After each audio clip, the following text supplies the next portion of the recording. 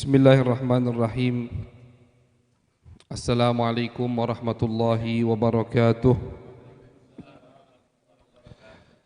Alhamdulillahi rabbil alamin. Wabihi nasta'in ala umuri dunya waddin. Wassallallahu ala sayyidina Muhammad khatamin nabiyyin wa ala alihi wa sahbihi ajma'in. Rabbi syrah li sadri wa yassir li amri wahlul 'uqdatam min lisani yafqahu qawli.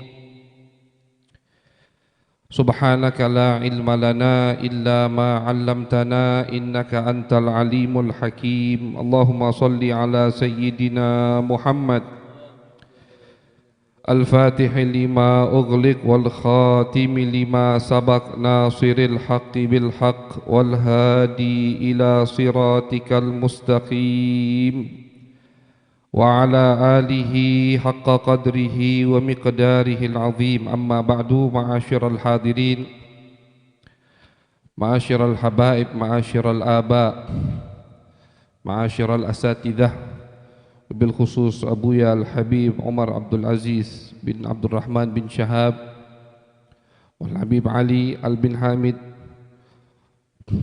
wa muassis Maulidil Ishrin Fadilatul Ustad Al-Habib Umar bin Muhammad Al-Munawwar hafizahumullah wa ra'ahum wa amaddahum bisihah afiyah, amin ya rabbal alamin. Ma'asyiral hadirin yang dirahmati oleh Allah Subhanahu wa taala, alhamdulillah, alhamdulillah, thumma alhamdulillah, di malam hari yang berkah ini kita masih diberikan oleh Allah kesempatan untuk duduk bersama di rumah yang insyaallah diberkahi oleh Allah Subhanahu wa taala dalam rangkaian Maulid Ishrin, memperingati hari kelahiran Nabi besar Muhammad sallallahu alaihi wasallam.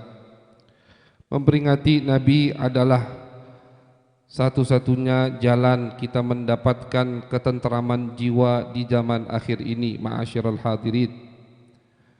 Dengan menyebut nama Nabi besar Muhammad, dengan bersalawat kepada Nabi besar Muhammad, dengan kita mengkhayalkan, membayangkan sosok Nabi besar Muhammad sallallahu alaihi wasallam, insyaallah apapun kegalauan kita, apapun musibah kita itu akan hilang dengan secepat-cepatnya dengan kita menyebut nama Nabi besar Muhammad sallallahu alaihi wasallam.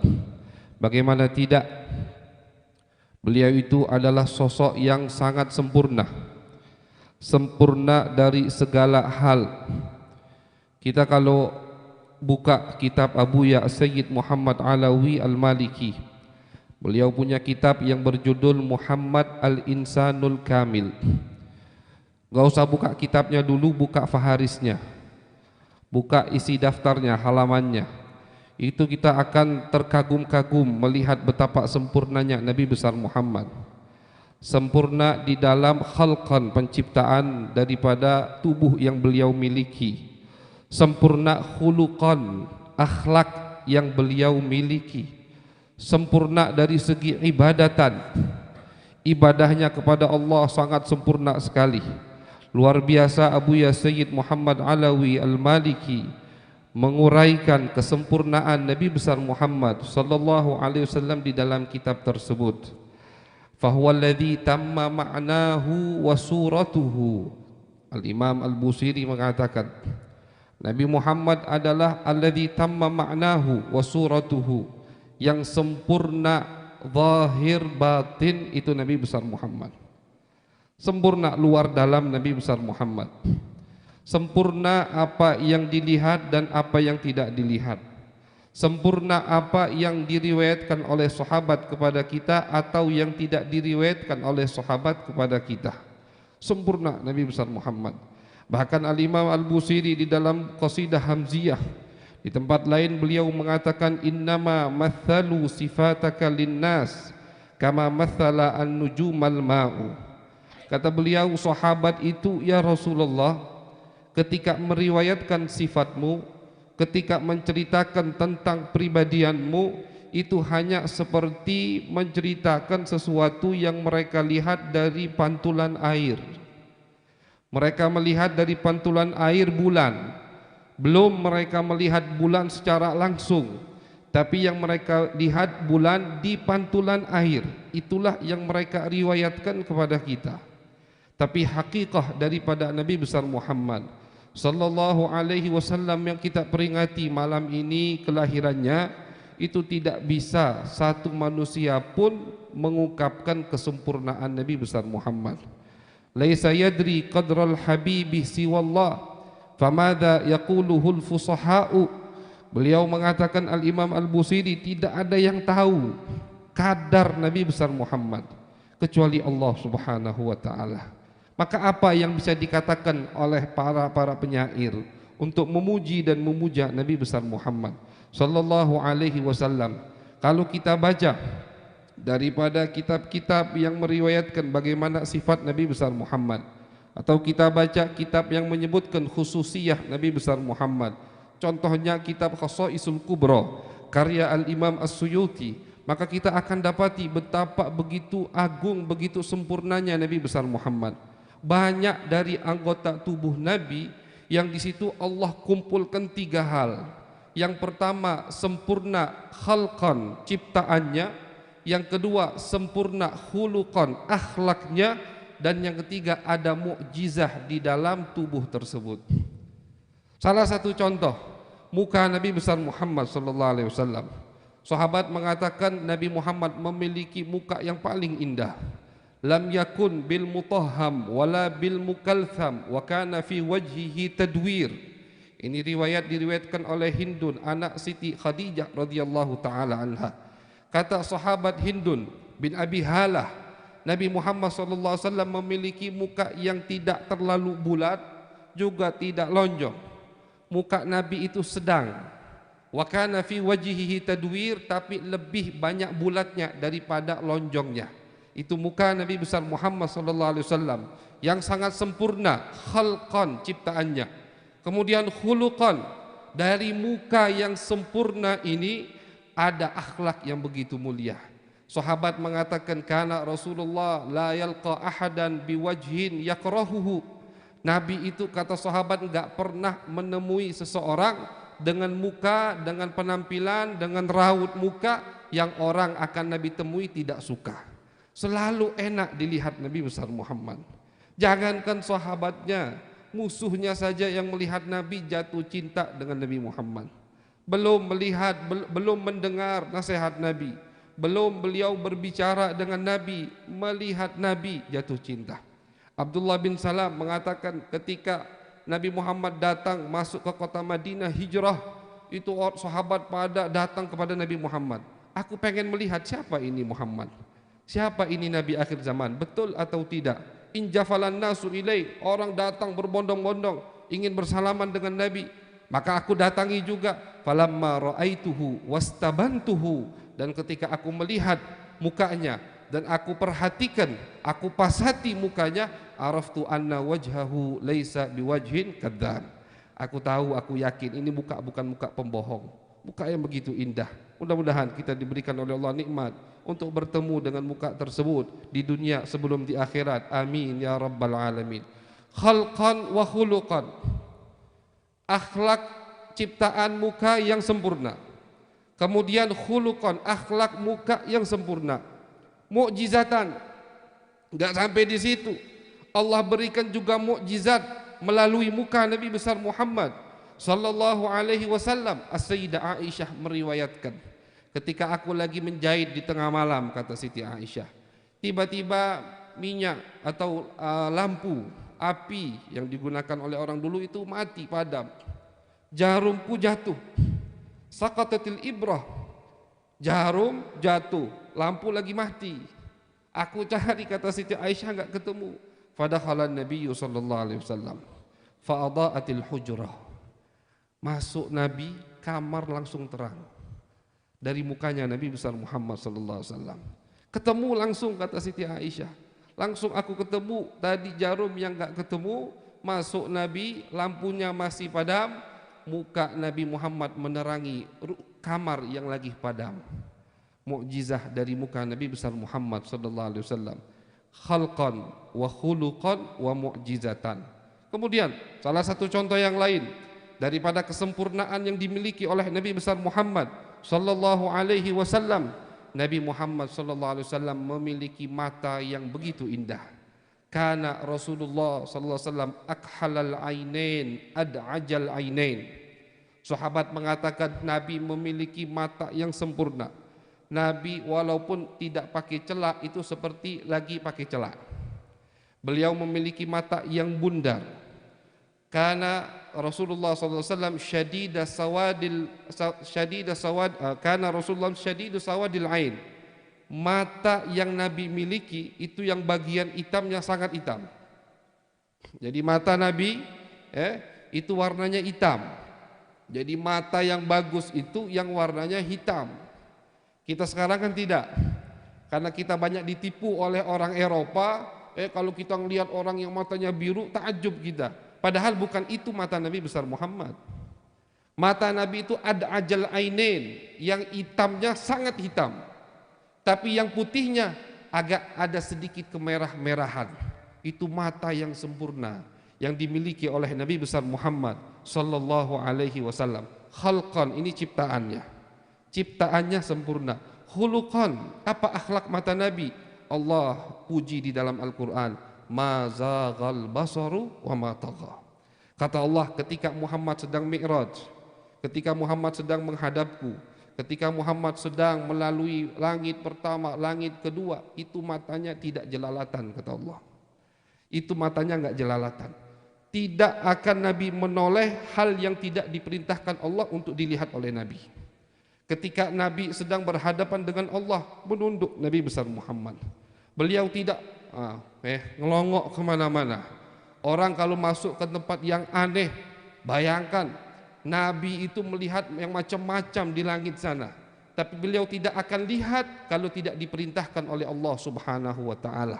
Akhlak mata Nabi ini dipuji Allah di dalam Al-Quran dengan ayat yang berbunyi ma zaghal basaru wa ma tagha. Mata Nabi ini enggak jelalatan, matanya beradab, matanya berakhlak.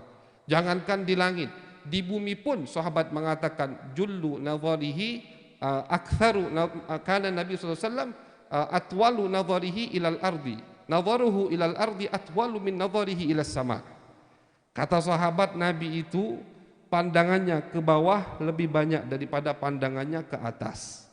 Bukan Allah ada di atas, bukan, tapi menunjukkan tawaduknya Nabi besar Muhammad sallallahu alaihi wasallam. Khalqan wa khuluqan, ciptaan yang begitu sempurna, akhlak yang begitu mulia dari ciptaan yang sempurna tadi.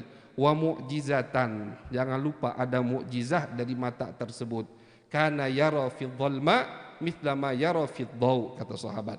Nabi itu melihat di tempat yang gelap seperti beliau melihat di tempat yang terang.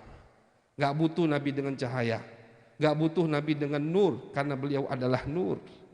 Nabi gak butuh misbah, karena beliau adalah misbah. Nabi gak butuh keterangan, karena beliau adalah yang menerangkan muka bumi ini. Maka ketika beliau berada di tempat yang gelap, beliau bisa melihat yang tidak kelihatan oleh mata orang yang lain. Kemudian termasuk mukjizat mata Nabi besar Muhammad SAW, beliau pernah mengatakan kepada sahabat, inni arakum min amami kama inni arakum min warai kama arakum min amami. Kata Nabi Muhammad, wahai sahabat, kalian kalau lagi sholat itu jangan dahului aku, biarlah aku ruku dulu mantap baru kalian ruku. Itu perintah Nabi besar Muhammad sallallahu alaihi wasallam. Fa inni arakum min warai kama arakum min amami. Karena kata Nabi, aku ini bisa melihat dari belakang seperti aku melihat di depan. Jadi apa yang di belakang Nabi itu dilihat oleh mata Nabi besar Muhammad sallallahu alaihi wasallam. Famun Nabi sallallahu alaihi wasallam, mulut Nabi Muhammad. Kita sebutkan 3 insyaallah di malam ini. Yang ketiga, mulut Nabi besar Muhammad. As-Sayyidah Aisyah radhiyallahu taala anha, beliau mengatakan kana Rasulullah min ahsani ibadillahi syafatain. Kata Siti Aisyah, Nabi itu adalah makhluk Allah yang paling indah bibirnya. Itu Nabi Muhammad. Wa altafihim khatma famin, Dan beliau bukan hanya sempurna mulutnya, tapi kata Siti Aisyah ketika bicara mulutnya indah, ciptaannya, bibirnya, ketika diam juga indah. Ketika beliau lagi mingkem, itu bagus mulutnya, kata Siti Aisyah. Jadi kadang ada orang kan tidak ya, kadang kalau lagi mingkem nggak bagus mulutnya, ini enggak. Sayyidah Aisyah mengatakan Nabi lagi bicara atau Nabi lagi diam, lagi mingkem, itu mulut Nabi bagus, indah bibirnya. Kana Rasulullah min ahsani ibadillahi syafatain wa altafihim khatma famin. Itu kata Sayyidah Aisyah dalam meriwayatkan bibir Nabi besar Muhammad atau mulut Nabi besar Muhammad sallallahu alaihi wasallam. Khalqan, ini adalah ciptaan. Khuluqan, kana Rasulullah hasanal mantiq. Ada orang yang bibirnya bagus tapi kalau ngomong pedas. Ada orang yang bibirnya bagus kalau ngomong banyak nyakitin hati orang. Ada orang yang bibirnya bagus kadang nyelekit tiap ngomong. Tidak, Nabi besar Muhammad. Beliau mulut beliau bagus, tapi ketika bicara hasanal mantiq. Nabi tidak pernah bikin orang yang ada di depan beliau suram atau sedih dengan ucapan Nabi besar Muhammad. Tidak pernah. Setiap yang datang duduk di hadapan Nabi, mendengar ucapan Nabi, pasti mereka keluar dari tempat tersebut dengan hati yang gembira. Hasanal mantiq. Bagus mulut Nabi besar Muhammad, baik ketika berucap Nabi besar Muhammad sallallahu alaihi wasallam. Dan terakhir mukjizatan, Anas bin Malik mengatakan sumur yang kami miliki di rumah itu adalah sumur yang paling enak yang ada di kota Madinah. Kenapa wahai Anas?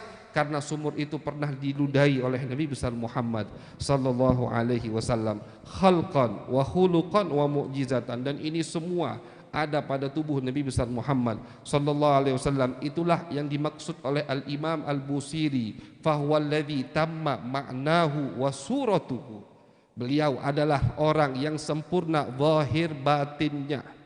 Beliau orang yang sempurna ciptaan dan akhlaknya. Apa yang ada pada Nabi itulah yang paling sempurna. Apa yang disyariatkan oleh Nabi itulah yang paling sempurna untuk kita ma'asyiral hadirin. Tsumma astafahu habiban bari'un nasami. Kemudian kata Imam Busiri, setelah beliau sempurna yang tidak bisa diungkapkan oleh seorang penyair pun. Hassan bin Thabit, kita tahu Hassan bin Thabit ini adalah sahabat jahiliyah. Beliau hidup di zaman jahiliyah 60 tahun. Beliau ini salah satu sahabat yang umurnya 120 tahun, 60 tahunnya di zaman jahiliyah, 60 tahunnya di zaman Islam. Penyair, mukhadram, umurnya panjang. Beliau banyak mengarang syair, tapi ketika ingin mensifati Nabi besar Muhammad, beliau tidak sanggup. Makanya beliau mengatakan, wa ahsanu minka lam talidin nisa'u. Syair yang terkenal, khuliqta mubarra'an min kulli aibin ka'annaka qad khuliqta kama tasha'u. Wahai Rasulullah, engkau ini tercipta lepas dari cacat, tidak ada kekurangan dari ciptaanmu ya Rasulullah. Ka'annaka qad khuliqta kama tasha'u. Seperti engkau ini ya Rasulullah ketika sedang diciptakan oleh Allah, kau memilih mau diciptakan dengan bentuk seperti apa yang kau inginkan. Saking tidak sanggupnya seorang Hassan bin Thabit, penyair terkenal di zaman jahiliyah dan di zaman Islam, tidak sanggup untuk mengungkapkan keindahan Nabi besar Muhammad sallallahu alaihi wasallam. Oleh karena itu ma'asyiral hadirin, ketika kita hadir di tempat seperti ini, niatkan mudah-mudahan kehadiran kita ini menjadi kesempatan agar kita bisa bertemu dengan Nabi besar Muhammad. Karena itulah matmahul aulia, matmahul arifin, tujuan hidup mereka ketemu dengan Nabi Muhammad. Tujuan mereka beribadah, tujuan mereka jaga pandangan, tujuan mereka jaga makanan, tidak lain tidak bukan hanya untuk bisa ketemu dengan Nabi besar Muhammad sallallahu alaihi wasallam. Maka dari itu jadikan amalan kita seperti ini, itu salah satu wasilah litaqarrub, untuk kita dekat dengan Nabi besar Muhammad sallallahu alaihi wasallam fid dunya qabla al akhirah, di dunia sebelum di akhirat insyaallah, fi khairin wa lutfin wa afiyah, amin ya rabbal alamin. Sallallahu ala sayyidina Muhammadin wa ala alihi wa sahbihi wa baraka wa sallam, walhamdulillahi rabbil alamin. Wassalamu alaikum warahmatullahi wabarakatuh.